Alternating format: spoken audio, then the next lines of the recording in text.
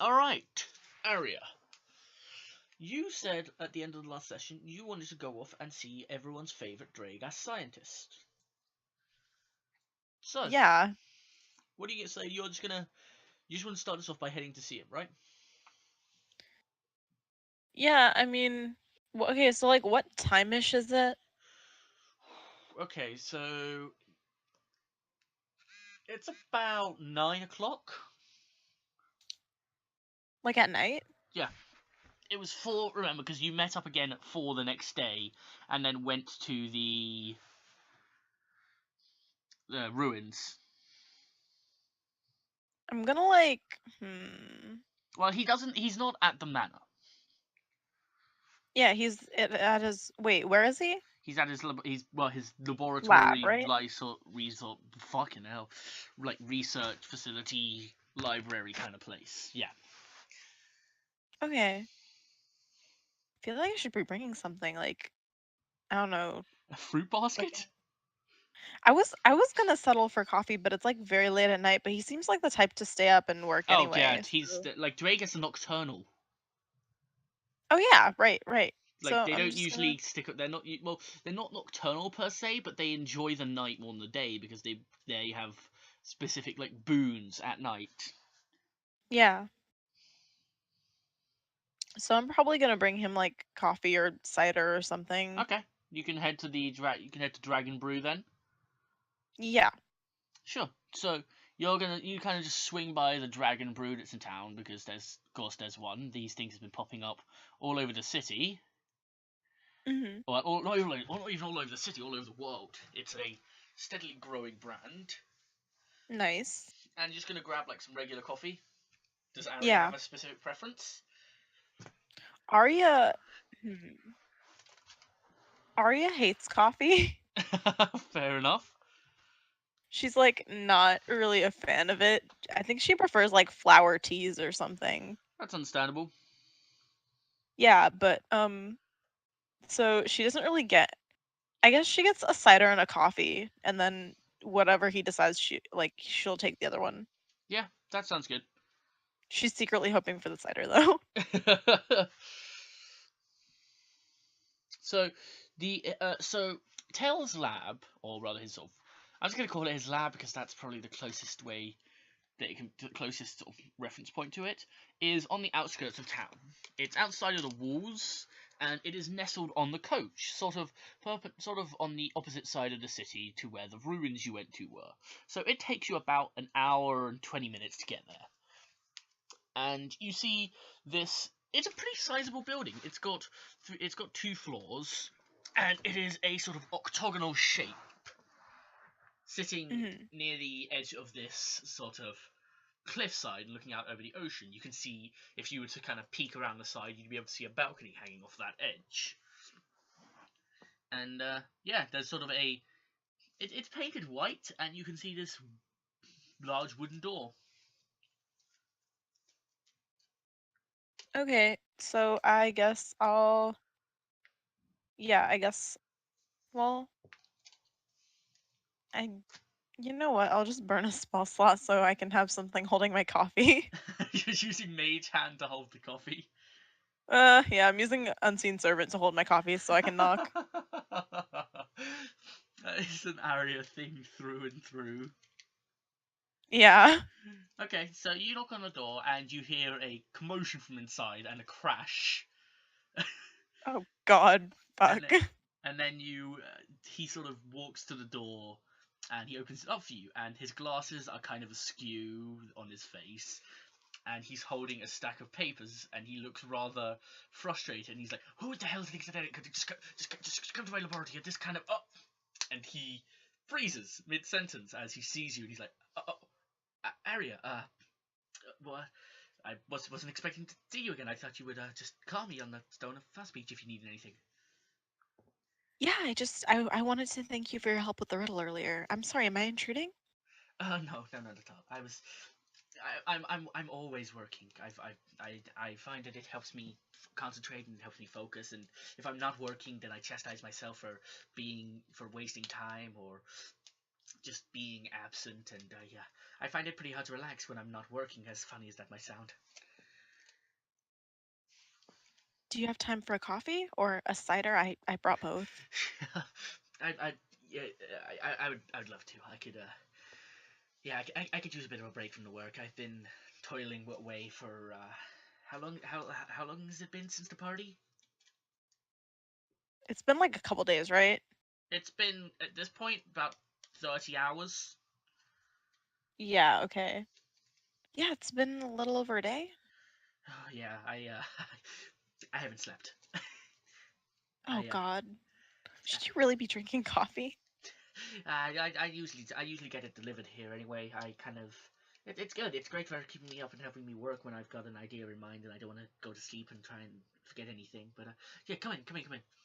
He steps to the side, and you can see that inside of the building, it's nicer than you'd think.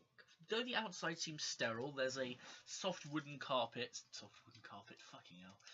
There's a soft carpet along some well-kept wooden floorings underneath. You can see a decent number of torches, all in a soft purple hue, running along the sides of the walls where there are countless books stacked up as well as countless piles of paper everywhere. As you get a bit further in and you exit out of this corridor that leads to the front door, you see a massive skylight. And it's this skylight that looks down on the center of this building.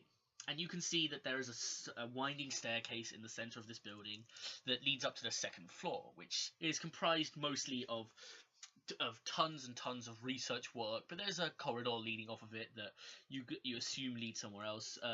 You can smell sort of some food coming from a kitchen that's on the bottom floor that seems to go past this sort of central research area, and you can tell that, like, despite how he might come across, he does have a kind of respect for the finer things. He's got a decent number. He's got a chandelier hanging from the center of this skylight.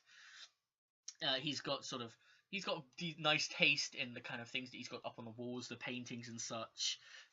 It's yeah, it may be a mess, undoubtedly so, with all the research and all the books everywhere, but at least the place doesn't look like a wreck. Nice. That's cool. So yeah, sorry about the mess. I wasn't expecting any visitors. No, no, it's lovely. I like the lights. Thank you. Enchanted, actually. I know dragons aren't really usually ones with magic, but I found this really cool. I found that just a sprinkle of a certain gemstone onto the torches that I use changes their colors. Oh, cool. I was feeling more of an amethyst mood today, so hence the purple. So he sort of he looks around the room and he cleans out a bit of a space that's over at the back where there's a fireplace in there. There's a fireplace nestled in the back, and he basically moves what amounts to a mountain of books and papers and sets them apart in specific places to free up two large, sort of comfy-looking chairs. And he smiles and he's like, "So, whatever happened with that riddle anyway?" Well, we did solve it. You got all of the parts that you suggested correct, and Great. we got in. There was an item we were supposed to retrieve. I don't know if I ever told you. It's this mirror that fixes the Oh, faceless the curse. Oculus. Yes, that. Oh, yeah. That's well, the Oculus isn't a specific item. It's a well, they're he sort of waves his hands a little bit and he tries to find words. They're a type of artifact. What exactly do they do? Oh, that's a tricky one because most Oculuses were enchanted by seers. They were used as sort of crystal balls, if you could, but a more portable, less secure version of it. They could show the wearer the past or the future or even an alternative timeline altogether. It's actually, if you get me your do you still have it? No, I had to turn it into the head of the guard. Oh, I could probably get him to lend it to me. Hold on. He sort of rummages around for a bit again, and and he ends up finding a stone of far speech that he sort of got stored away, and he pulls it up and he Hmm. rubs on it a little bit, and after a couple of moments he starts speaking. Hey, Eldon, yeah, it's Tal. I, Aria and her friends apparently brought you brought you an Oculus. Yeah, yeah. Do you think you could drop that off here? I want to run a couple of tests tonight to see what kind it is. We could maybe we could use it to help protect the city a bit more. Great.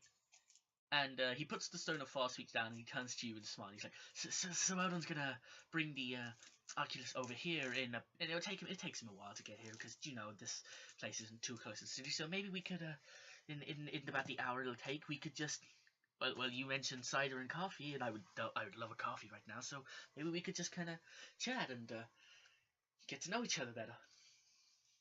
Yeah, of course. I'd like that. Okay, cool. Uh, he pulls out. He takes the coffee from the unseen servant and smiles at it, and then he takes a seat next to the fireplace and sort of gestures for you to sit opposite.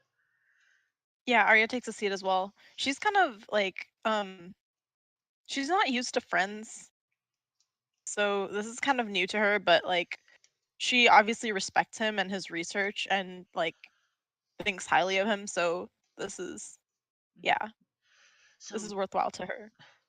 so I'll admit I don't usually have many visitors over here. Usually it's just people I'll call around to deliver some food or some coffee or people helping me with my research. So I've never really had just a casual chat with someone. So I must admit though, I am frankly so curious. What is this Stakilix doing all the way out here? Oh, I'm an adventurer, as you probably guessed, I and yeah, um, I gotta gather, but I would have thought you would have I haven't seen many. I've seen a lot of Stakilix around in some of the bigger cities and everything, but I mean, well, I think I have. Most of you probably know about the thing. yeah, it's really weird. I'm not really sure how I feel about it. And a colleague of mine, he I've since cut ties with him, but he was an expert in transfiguration magic, and he ended up he wanted me to help him develop this, and of course, I told him that this was I wouldn't have any hand in it. Like it's disgusting, and it completely goes against the kind of research and the kind of science that I want to do. I want to help bring people together, not try and pull more people apart. I suppose I feel a little guilty because, well, I mean, I've been using prestidigitation to mask my glow when I wanted to go incognito, because I mean, you would But remember a that, glowing person, but obviously. you're still you. Then that's even if you're hiding your glow, you're still yourself. It's one thing to change how you look. It's another thing to pretend to be someone else entirely. I suppose. The line seems thinner and thinner every day. Well, when you would hide your prestidigitation, did you feel like you were any less of a Stikilix? Of course not. Then why would it make you any less of one? She smiles. He sort It's of small, but it's there. he smiles back, and you can see a light blush kind of raise to his cheeks. Most Stikilix are very pale, so even so You with mean some Dragus? sorry, yeah, Dragus. So with someone like him who spends so much time locked up inside somewhere anyway, it's when he blushes, it's very noticeable. But he sort of Right. runs his fingers through his hair again, and he looks back over at the fireplace. And after a moment, he sort of sits up and he rummages about in one of his pockets, and he tosses a handful of something onto the fireplace. And moments later, it's illuminated this brilliant silvery blue. And he sort of smiles, and he's like, "That diamond dust. I thought it might Well, you were mentioning Sakilix, and I know Sakilix's glow kind of. I've heard a lot of people mention that it looks like they've got diamonds, like veins of diamond. So I thought it might be pretty fun. Oh, I've never heard that phrase. Really? Yeah, where I'm from, people really didn't like Stikilix. Oh well, you probably know how some of the Dragas feel about Stakilix. So Yeah, of course. yeah, and a lot of people I knew used to say that the lines that Stakilix would draw on their faces and the way those would glow, it looked like they had veins of diamond running through their skin, and I always thought that was pretty. No, no, not that. I wish I'd had. That's not to say that you're not pretty because you don't have the. I, She lets out a little laugh. I kind of wish, I kind of wish someone like that had been around when I was growing up. It was kind of rough. well, really? But you seem so strong and confident. I, I wasn't always. do you want to talk about it? I mean, Yeah, I mean, not to spill, like not to dump all my baggage on you I know on it's literally the fine. first night that we're talking as people, but just I wasn't very well received where I was. I didn't really have that many friends, and just I was a shy child too. It was kind of isolating. That sounds terrible.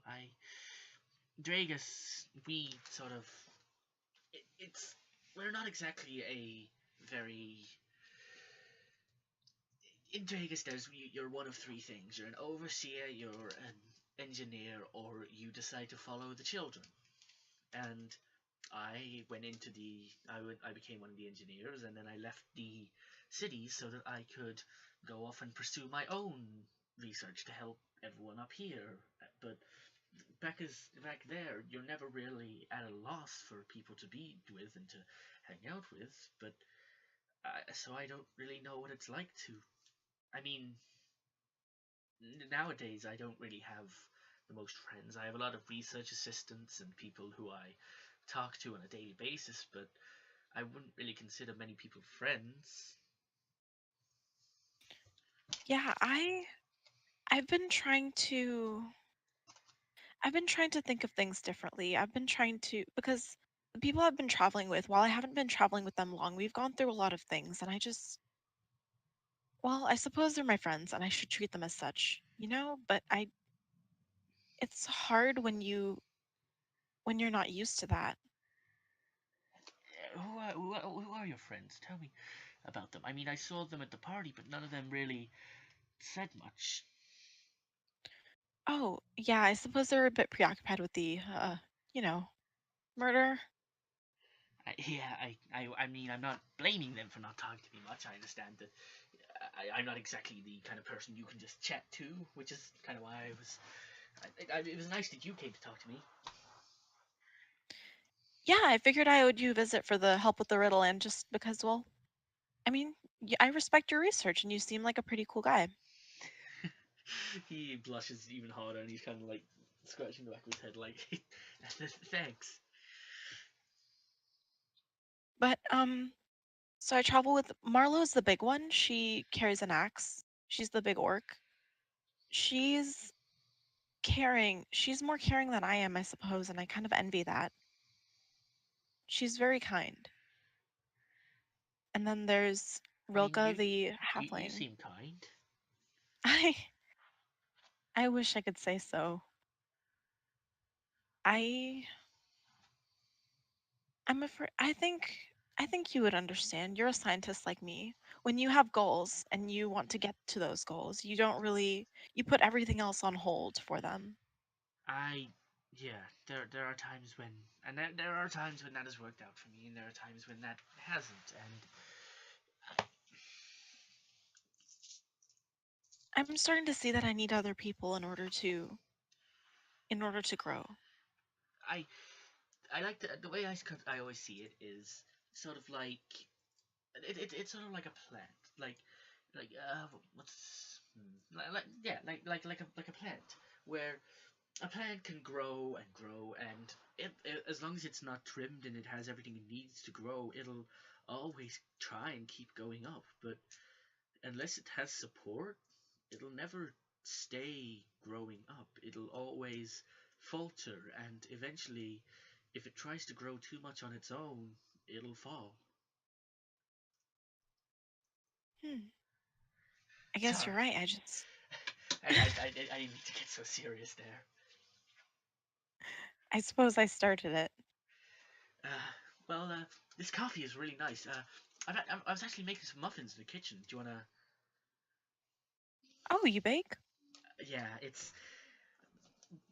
when I was an engineer, I was so incredibly sort of focused on my work that I had a couple of my friends basically forced me to take up something else so that I wouldn't just completely go insane. And I always like cooking. It's a lot like science where you're taking the right ingredients and putting them all together to make something new. And even then, there's plenty of room for experimentation. Oh wow, I have never thought of it like that. I never really had the chance to experiment with cooking or anything. Well, I was gonna make some cookies after this. Maybe you could join me. If I don't burn everything. Hey, that's. Let me tell you, for every meal, every good meal that's been made, there's probably 1,000 bird ones. He sort of stands up and he drinks the rest of the coffee, and he sets the sort of cup down to the side and starts walking into one of the back rooms. And as Okay. you follow him in, you see a pretty well kept little kitchen. It's nothing spectacular. It's nowhere near the sort of size and scale that it was in the manor. But there's a delicious smell that's wafting through the air. And as he sort of stoops down, he blushes a little as he grabs a pair of floury oven mitts. And he reaches into this oven and pulls out a tray of muffins, which are lined with these streaks of green and orange and blue and red.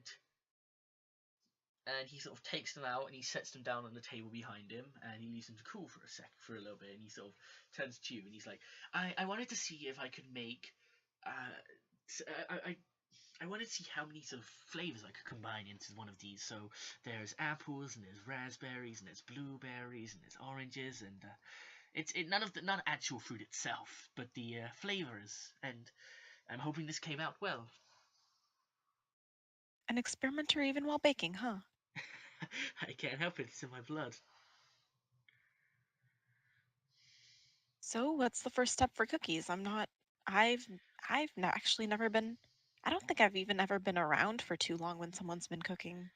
Really? I would have like. Hmm. That's I mean, interesting. I grew up I grew up in a castle, so all the food was always prepared by other people. The only experience I've ever had is sneaking in and out of the kitchens as a kid. You were that kind of kid then?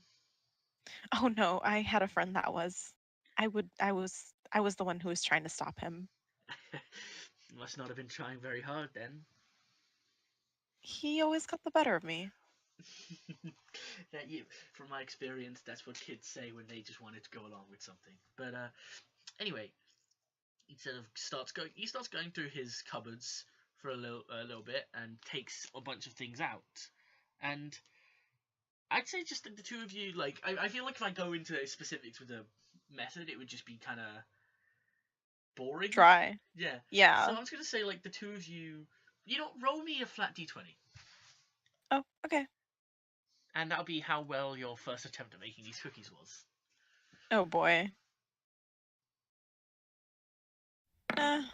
10. Yeah. Okay.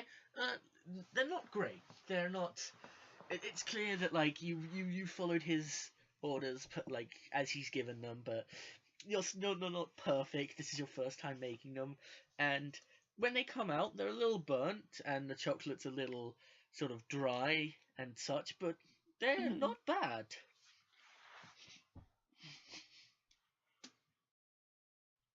So yeah, he sort of smiles and he takes a bite of one, and you see him give a overly dramatic grimace, and he's like, "Whew, Oh, come on, it's not that bad. that's not. I'm just messing with you. These aren't bad, especially for your first time baking."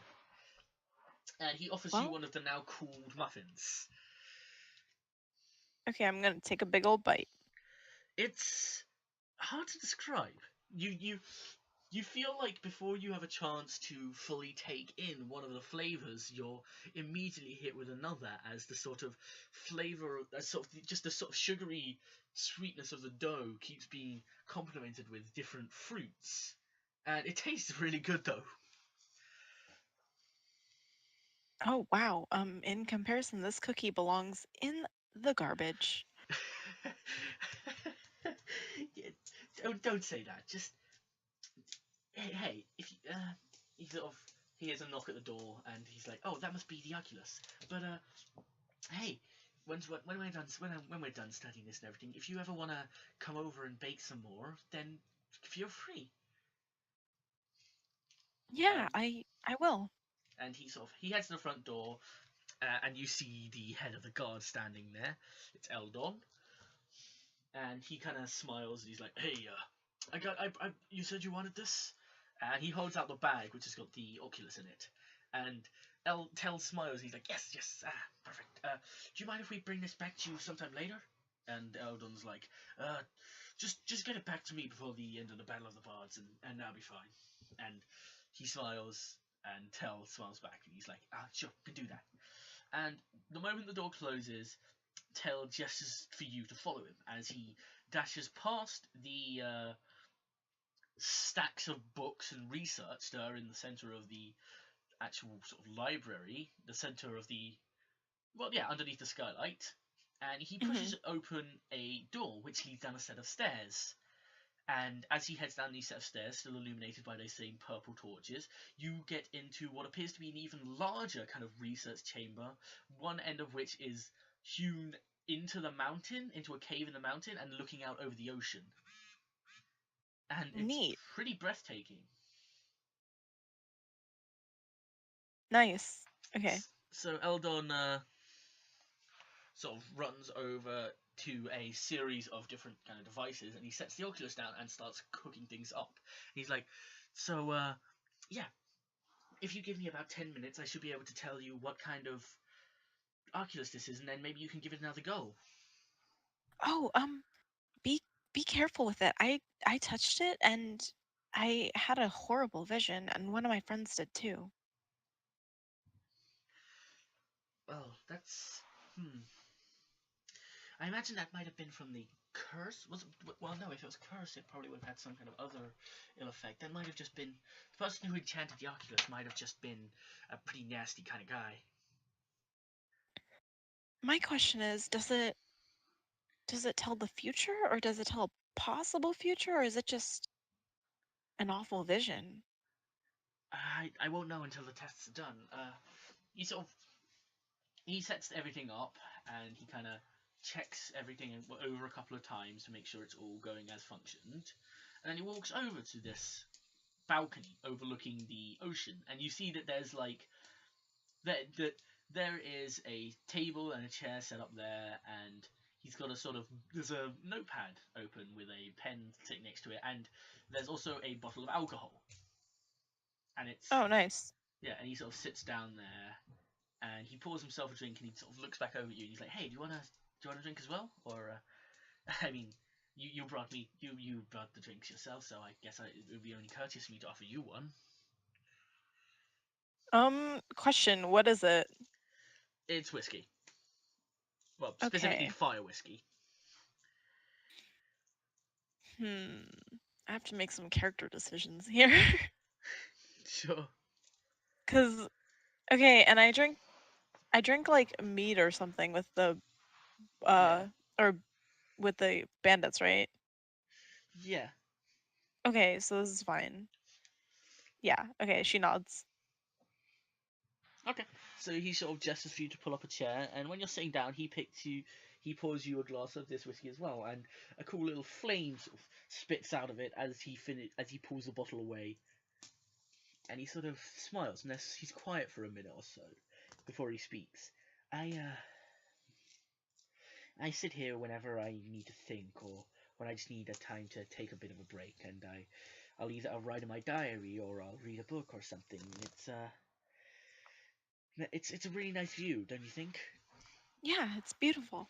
And in fact, it's probably more beautiful now than it would be at any other time, because At this time, the sun is slowly sinking down in the sky, and you see these beautiful orange hues spilling from the sun across this great crystal green sea. The sea of just blues and greens and aquamarines and all of these different colours all spilling together and crashing on top of each other, lapping at the edges of the cliffs that sort of lapping at the edge of this cliff, which sort of rounds the border, and against the various rocks sticking out of it, all sort of painted in this soft orange light coming from the setting sun. And Tell glances over at you, and he smiles, and he's like, I feel like I should have people around more often. This was wonderful. Yeah, it was really nice. I have to admit, I was expecting to just like have to ask you some questions about the mirror and get a short answer, but this is much nicer. Well, I felt like if I don't usually get visitors, so I wanted to make sure this was nice. Plus, especially it was because it was you. Don't look too much into that. Well, either way, I'm honored. He smiles, and after another sort of minute or two of this quiet companionship of you two watching the sunset, there is a soft ding from behind him, and he stands up and he finishes the rest of his drink and he walks over. And he takes the mirror and he frowns. That's odd. What's wrong? I can't seem to detect what kind of Oculus this is. It seems different than any of the others I've seen. It doesn't have a past, a present, or a future, or anything like that. It's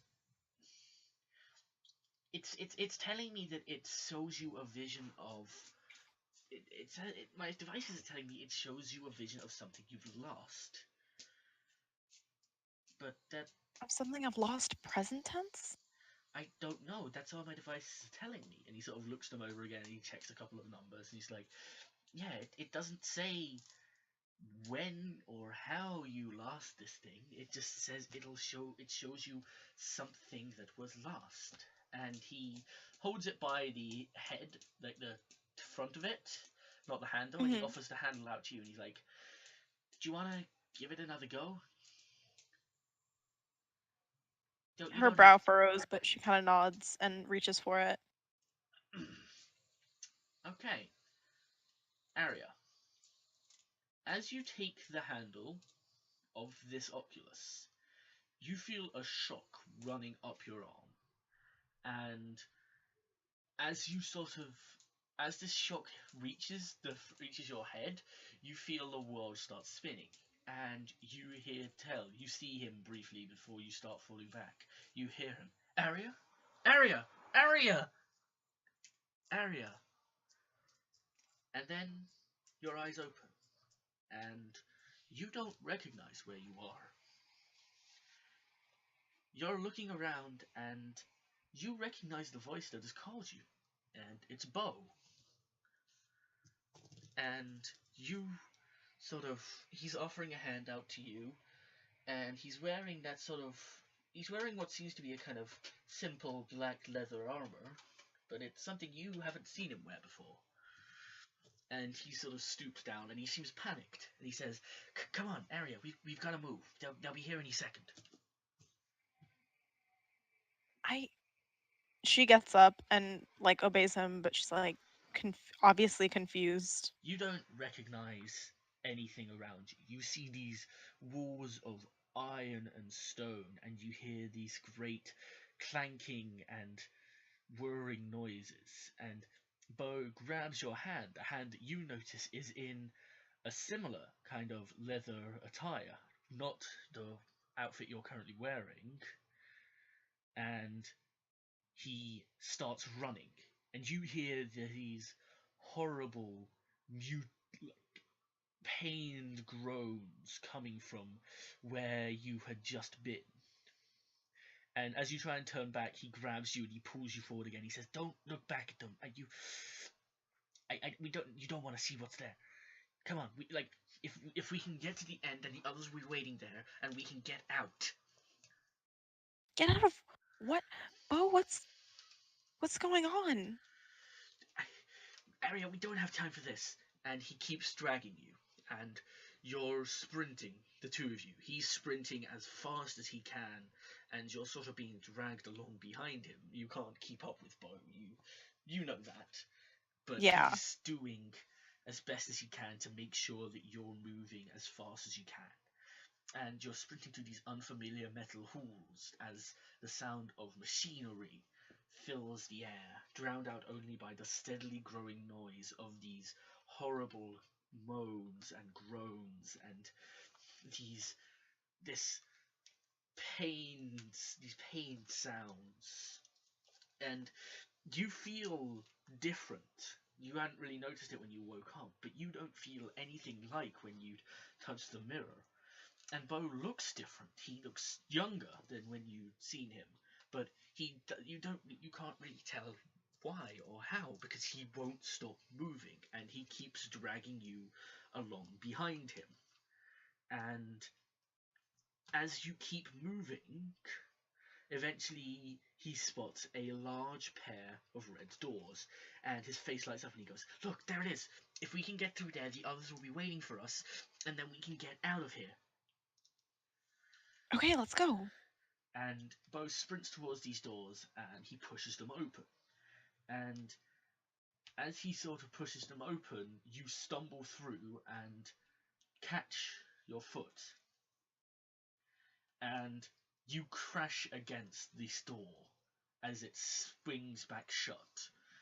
And you can't, and your vision goes black for a second, and you can't see. And you hear Bo yell, "Aria!" And then when your vision clears, you see them. And you have never seen these things before, Aria.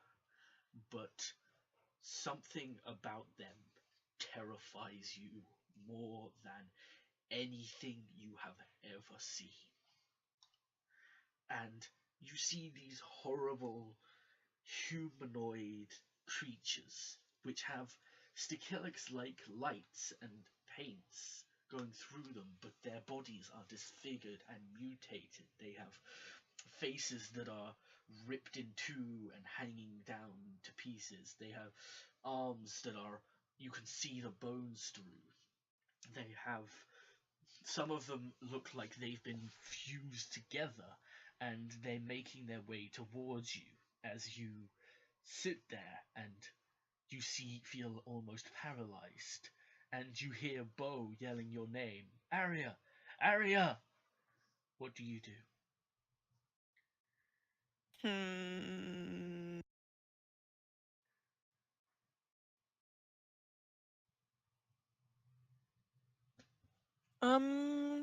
I can cast spells and stuff, right? No. When you I can't reach cast when you spells? reach for your wand, you instead find a sword hanging by your side. And it's this strange, brilliant blue. Is it possible to cast through it? And it might be if you knew any magic. But you can't recall any. And Oh god. as you're laying here and watching these things get closer, you see arrows fly out of the red door and hit a couple of them. And then you see a bolt of energy strike another one. And you feel a hand grab you by the back of your neck and haul you through. And as you sort of are yanked through this red door and they slam shut, you see Marlowe and Ravus and Roka and a fourth figure who you don't recognize, but you feel like you know. And Marlowe, it's interesting.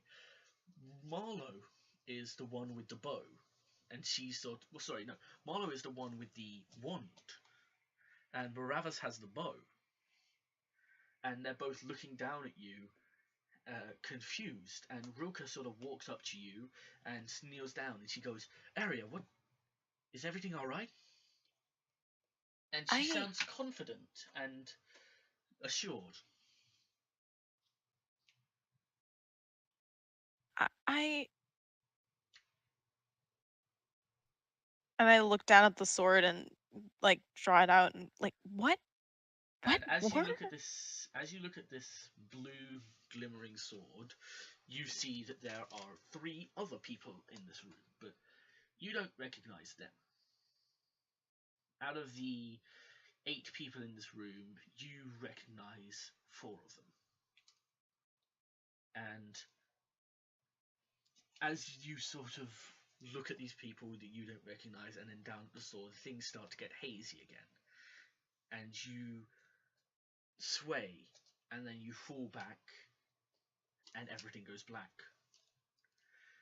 And when you open your eyes, you are laying on a soft couch with a mug of tea beside you, and you see a Dragas scientist frantically pacing back and forth on the other side of the room. Ah, Oh, ow. Jesus Christ, Aria! Well, he I doesn't say Jesus Christ because. yeah. Oh, God, Aria! And he rushes over to you and he kneels by your side. Are you okay? I think I had a this vision wasn't of the future. I I don't know what happened. I was holding the I was holding the Oculus and I handed it to you, and then it was like a bulb went off. The Oculus is gone. It as soon as you took it, it you grabbed it and then you froze and it shattered and you fell backwards and you almost went plummeting off the edge, and I had to grab you and you wouldn't wake up, and so I brought you in here and I tried it, and I've been waiting here for hours and you didn't wake up, and Are you okay? I was so worried. I thought one of my experiments had gone wrong again. She sort of sits up and like holds her head in her hands for a minute before she speaks up again. I That vision seemed like an alternate timeline. I'm not sure what I saw. I couldn't cast. When you try and recall this memory area, or this what you saw at least in the vision, your head kind of your head hurts like you just got a headache. And he sort of frowns and he looks down at the ground and he sort of rubs his chin, and you can tell that you've piqued his interest and he's sort of the worrying has lessened a little, and he's like, that's I'm gonna try and get any associates I have to bring me their Oculus, and I'm gonna run a couple of tests on them. And he sort of checks one of he glances over at the wall where you see a kind of calendar hanging down, and he looks Hmm. back at you. How much longer are you gonna be in Irrital? With any luck, I'll be gone after the Battle of the Bards. I'm trying to get a ship from the captain. That's okay. Um, hmm, okay.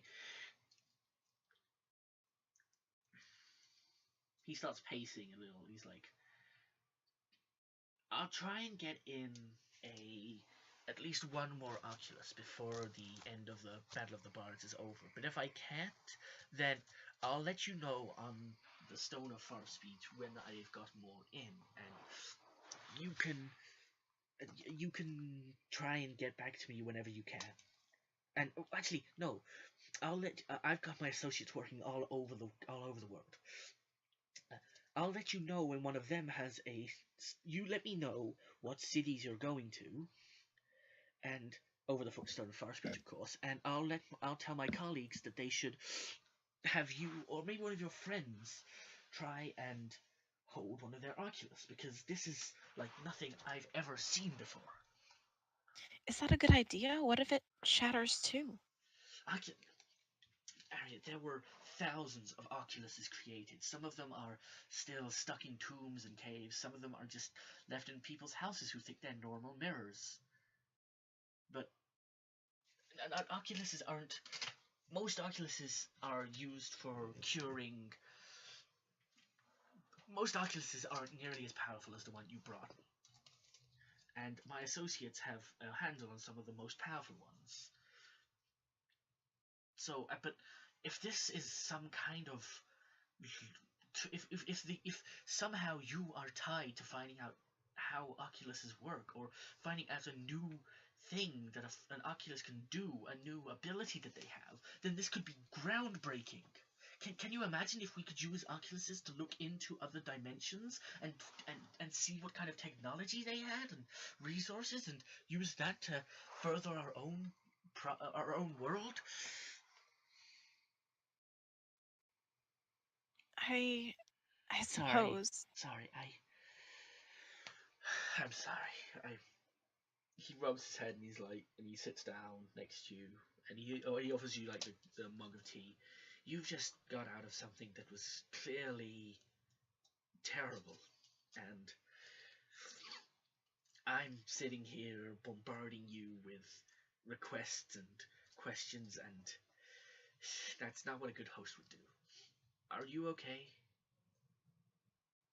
I think so. I It's really weird. My head hurts whenever I try to recall what happened. I don't think my body itself wants me to remember. That's interesting. Hmm. I'll keep you. I'm gonna. I'll do some research on this, and I'll let you know anything I find out over the Stone of Far Speech. Do you want to stay here for the night? It's it's about what I am. Yeah, I'd like that if it's not too much trouble. No, not at all. I can. You hungry? I could make you something to eat. Yeah, that'd be nice. And Nicolai don't want to drag this out for too long. Sort of tell Mm. tries to be the best host that he can.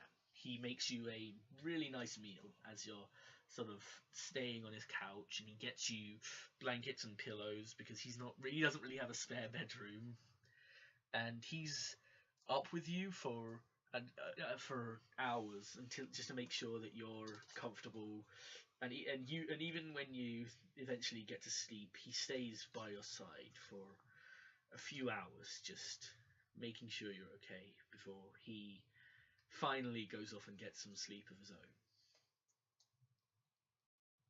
And Aw, the next morning comes around, and I'm assuming you just sort of head back to Iritol. You wish him a good.